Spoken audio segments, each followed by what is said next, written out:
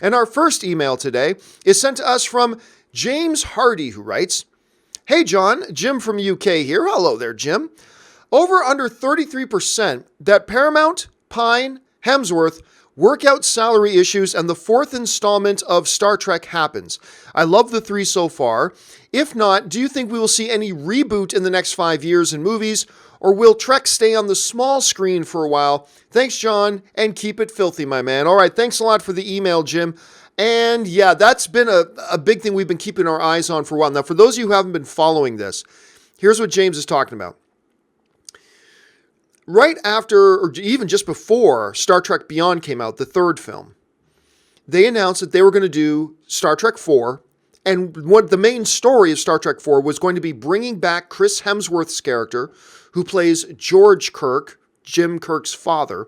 We saw Chris Hemsworth, of course, in the first 2009 Star Trek film under J.J. Abrams, who sacrifices himself to save his crew and blah, blah, blah. Well, so they said they're going to bring him back, and it's going to be Chris Pine and Chris Hemsworth as father and son. So obviously some kind of time travel, dimensional rift, whatever they do in these Star Trek things, they were probably going to do. Well, Star Trek Beyond then came out and did not do great financially. None of the Star Trek films have done great financially. I mean, they've all done way better than the older Star Trek films, but they haven't lived up to that $700 million kind of bar that movies like the Mission Impossible franchise or the MCU have sort of set.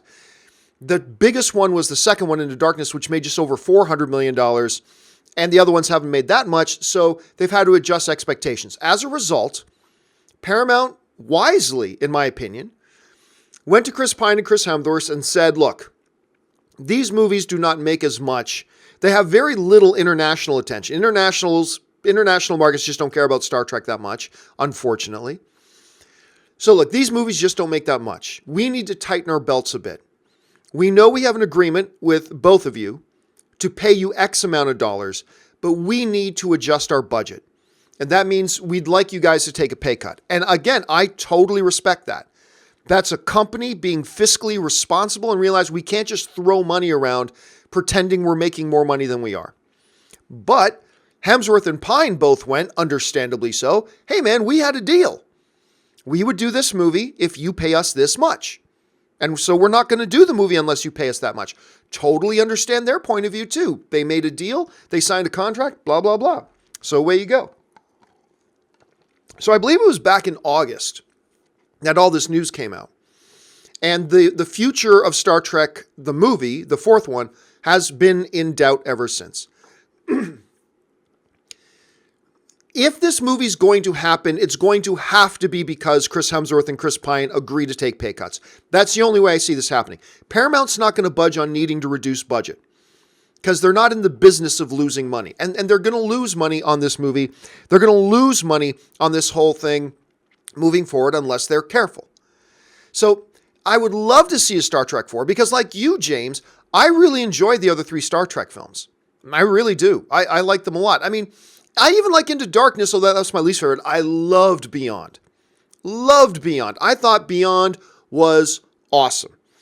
And I'd like to see them do it. But I mean, really, at this point, the only way I think it's ever going to happen is if these two incredibly talented gentlemen decide to play ball and say, okay, we understand the financial realities. We'll take a pay cut. I'm not going to blame these guys at all if they don't.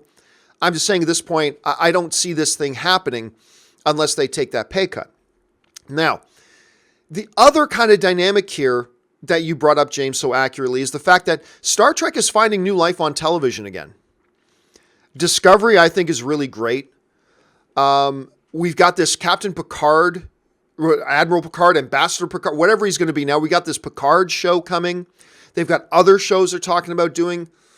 They're even talking about doing Michelle Yeoh having a spin-off character of a spin-off show of her character from Discovery. I mean, they've got lots of plans for that, and things seem to be going well for them. So if I had to guess, and I'm not claiming any insider knowledge here, I'm just guessing and speculating as a fan. My guess is that this Star Trek movie isn't going to happen, and I don't think that Quentin Tarantino one that he was writing is going to happen either. I don't think either are going to happen.